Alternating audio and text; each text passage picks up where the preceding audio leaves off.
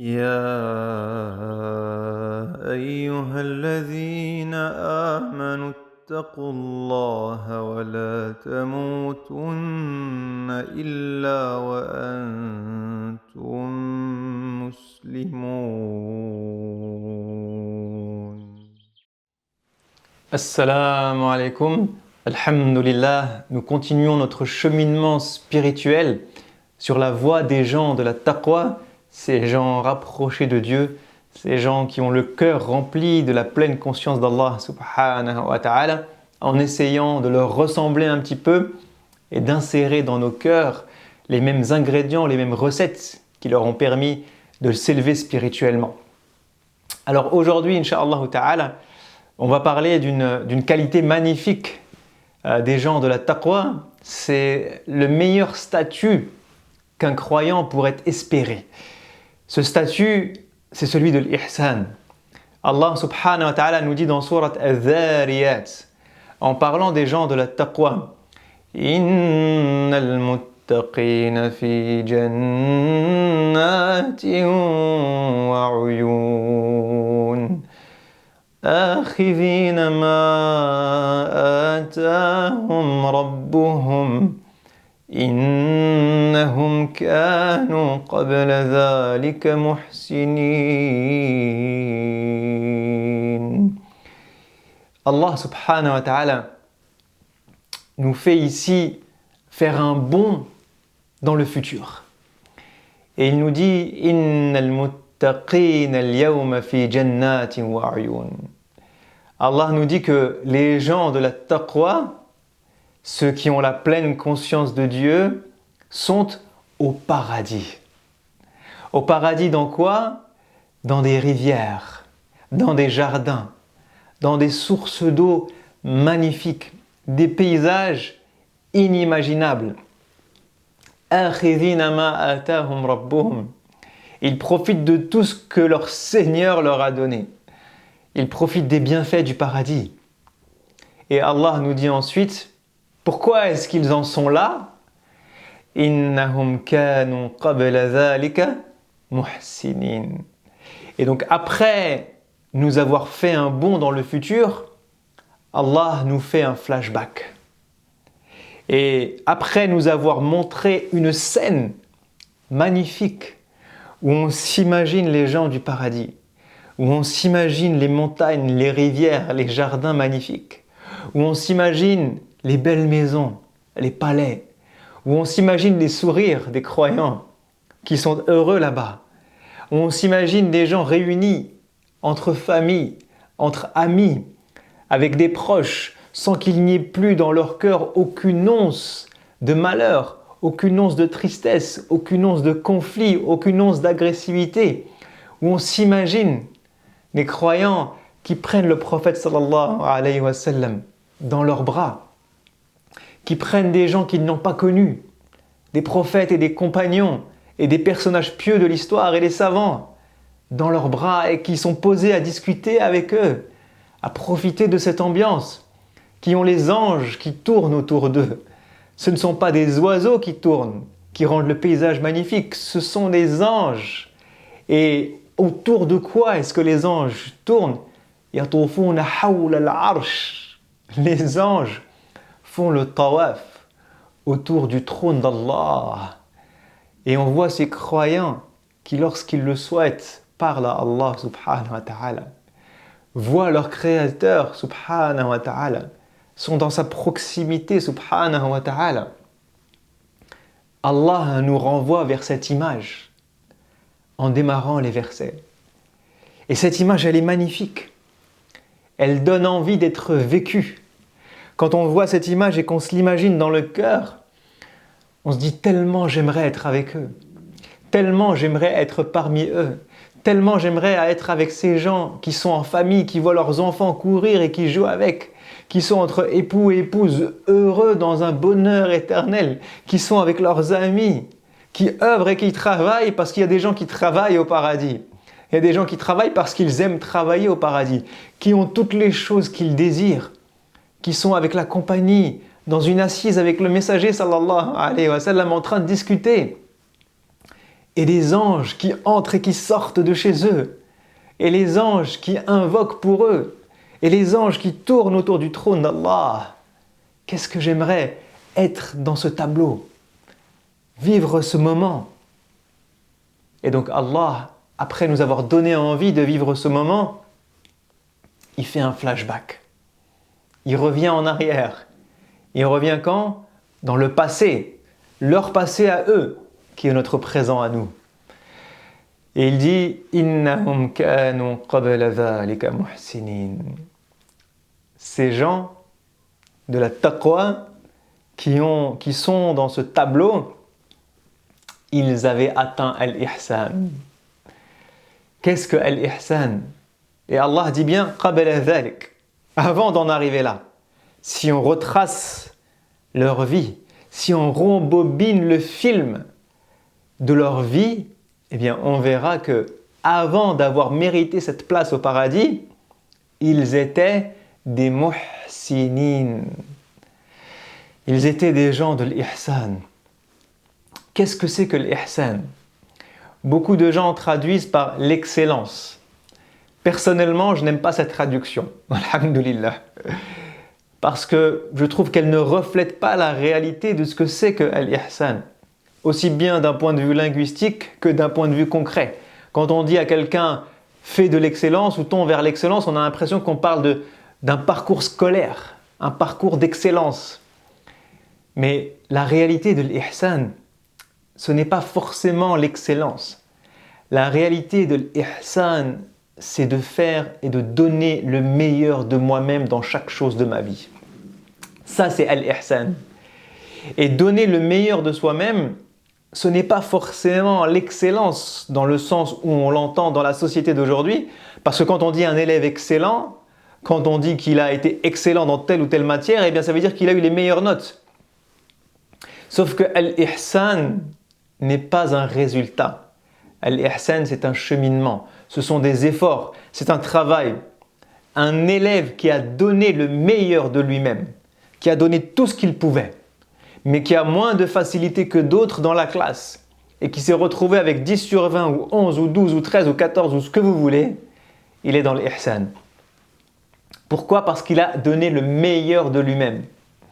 Et un élève qui est excellent, selon la définition des professeurs, parce qu'il a un parcours parfait, parce qu'il a des 18 sur 20 et des 19 sur 20 et des 20 sur 20 partout, mais qui se donne pas forcément au maximum, qui roule sur les lauriers ou qui se donne facilement parce qu'il a plein de facilités et que je dis bon, c'est pas grave, j'en profite, c'est facile, j'ai pas besoin de bosser, je vais pas vraiment me fatiguer, et qu'il y a des notes magnifiques partout, dans le référentiel des profs, il est excellent.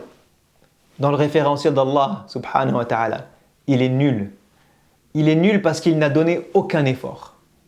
Aucun effort, parce qu'il se repose sur ses lauriers. Il se repose sur ses lauriers, subhanallah. Il ne travaille pas, il pourrait donner le meilleur de lui-même, mais il n'en fait rien.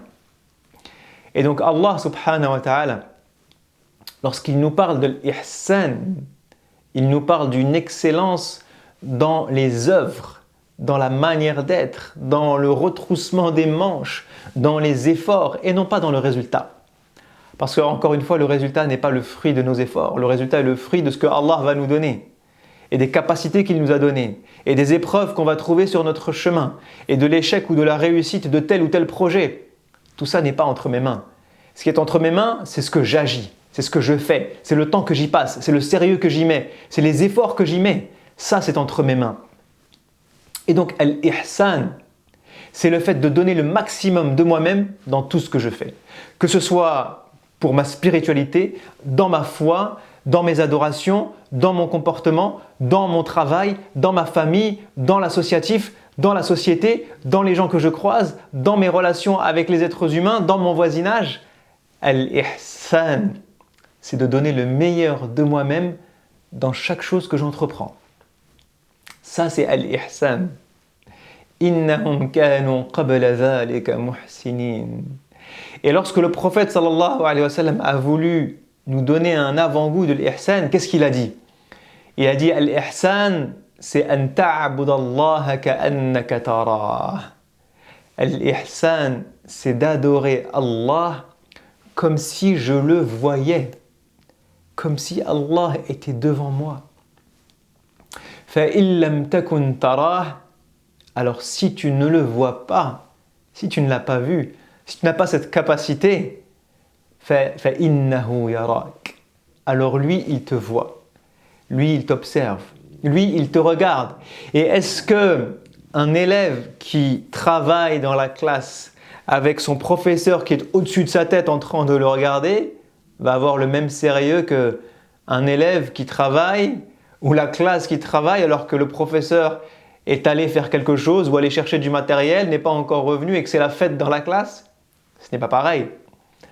Un enfant qui fait quelque chose en sachant que ses parents sont en train de l'observer, eh bien va vouloir attirer le regard de ses parents, va vouloir voir le sourire de ses parents, il va vouloir voir la fierté de ses parents dans leurs yeux. Et donc il va se donner un maximum pour eux. Ça, c'est lorsque l'enfant agit avec le souci du regard des parents, parce qu'il voit ses parents et il sait que ses parents l'observent. C'est un regard dans un sens et un regard dans l'autre. Et lorsque l'enfant est dans cette situation, eh bien, il va donner le meilleur de lui-même. Il va donner le meilleur de lui-même. Alors, est-ce que nos prières sont les mêmes si je prie en voyant Allah devant moi ou à minima en me disant que Allah m'observe? À quoi va ressembler ma prière? Je vais avoir une prière de concentration, une prière d'intimité, une prière où je suis avec Allah subhanahu wa ta'ala. À quoi va ressembler ma lecture de Coran si je la fais avec ihsan? Eh bien, je vais considérer que ce que je suis en train de lire, c'est Allah qui me parle. Et lorsque moi je fais des du'as ou que je médite, je parle à Allah subhanahu wa ta'ala. Si je fais ma lecture de Coran avec ihsan, je suis dans une communication, dans une discussion avec Allah subhanahu wa ta'ala, dans une lumière que Allah est en train de m'envoyer et que je reçois dans mon cœur, comme le messager sallallahu alayhi wa sallam qui reçoit la révélation de Jibril sur son cœur. Subhanallah.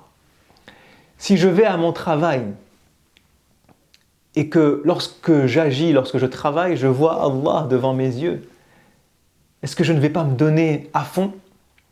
Est-ce que je ne vais pas vouloir que Allah soit fier de mon sérieux, de ma productivité, de mon efficacité, de ma transparence, de ma sincérité, de ce que je vais accomplir pour la société, des bonnes œuvres que je fais dans mon travail? Parce que mon travail est utile, parce que la grande majorité des emplois sont utiles à la société. Que vous soyez plombier ou avocat ou ingénieur ou gardien ou je ne sais quoi, eh bien, votre travail est utile à la société. L'ingénieur est utile à la société, comme le plombier est utile, comme le médecin est utile, comme l'architecte est utile. Tout le monde est utile à la société. L'électricien est utile à la société. Et lorsque je suis dans une utilité à la société, lorsque mon référentiel c'est que mon travail est utile aux autres, que je suis en train de rendre service à quelqu'un, et que je le fais comme si Allah m'observait ou comme si moi je le voyais de mes propres yeux, eh bien je le fais de la meilleure des manières. Je le fais avec itqan. Je fais mon travail avec sérieux. Je ne laisse pas les gens dans la galère. Je ne fais pas mon travail à moitié. Je ne fais pas les gens en les arnaquant, en leur faisant croire que j'ai résolu le problème et je rentre chez moi, j'ai reçu mon chèque, j'ai eu mon argent et ensuite la personne se retrouve dans la misère le lendemain avec sa fuite ou avec son problème électrique ou avec son rapport qu'on lui a envoyé et qui en fait est totalement inutilisable et que la personne doit refaire le travail, refaire le calcul avec un immeuble qui est mal calculé, qui va s'effondrer. On voit parfois dans certains pays des gens qui font tellement mal leur travail que la société part dans une corruption totale. Que ce soit dans le monde administratif, que ce soit dans les enseignants qui ne sont pas sérieux dans leur travail, qui ne transmettent pas la science. Et alors les gens se tournent vers les cours particuliers, les gens se tournent vers le privé et l'enseignant perd de sa valeur parce qu'il ne fait pas son travail comme il se doit. Dans l'administratif où on se retrouve obligé de payer les gens pour avoir droit à un service qui normalement est gratuit, pour avoir accès à la corruption, ou dans le médical, lorsque les médecins ne font plus leur travail, lorsque les médecins se fichent du patient qui est devant eux et que tout ce qui les intéresse, c'est juste de cumuler l'argent et de cumuler les visites et les patients pour avoir un chiffre d'affaires à la fin du mois qui est énorme. Alors que le patient, le médecin qui fait ça en voyant Allah devant ses yeux, il sauve des vies, il donne du réconfort, il donne du soulagement, il veut le bien de la personne, il a de l'empathie avec la personne. Il lui parle avec le cœur, subhanallah, il lui parle avec le cœur. Si les médecins voyaient Allah devant leurs yeux, eh bien, ils essaieraient de sauver des vies à longueur de journée. Si tous les enseignants voyaient Allah devant leurs yeux, ils essaieraient de construire les générations et les générations qui viennent et de transmettre le savoir et l'éducation comme il se doit. Si tous les avocats avaient Allah devant leurs yeux, ils ne diraient que la vérité et la stricte vérité, ils défendraient la justice. Et jamais ils n'essaieraient de défendre l'injustice ou la corruption ou d'essayer d'éviter des peines à des gens qui les méritent largement et largement et largement, subhanallah, en travaillant sur les rouages du système. Donc vous voyez la différence entre œuvrer avec ihsan et œuvrer sans ihsan. Les gens de la taqwa ont Allah devant leurs yeux. Ils sont dans l'ihsan. Alors ils font chaque acte comme si Allah les observait. Et comme si cet acte n'était pas pour les hommes, mais qu'il était pour Allah. Lorsqu'ils prient pour Allah. Lorsqu'ils jeûnent pour Allah. Lorsqu'ils lisent le Coran, ils discutent avec Allah. Lorsqu'ils se prosternent, ils se prosternent pour Allah et se jettent dans les bras d'Allah, subhanahu wa ta'ala. Lorsqu'ils font du dhikr, ils communiquent avec leur cœur, avec Allah. Ils insèrent dans leur cœur la présence de Dieu. Lorsqu'ils parlent, ils parlent pour Allah. Ils disent des paroles utiles, des paroles sages, des paroles de vérité. Lorsqu'ils agissent, ils agissent pour être utiles à la société. Et ils agissent de la meilleure des manières. Ils font leur travail jusqu'au bout, de manière consciencieuse, de manière responsable, de manière sérieuse. Lorsqu'ils donnent, ils donnent pour Allah.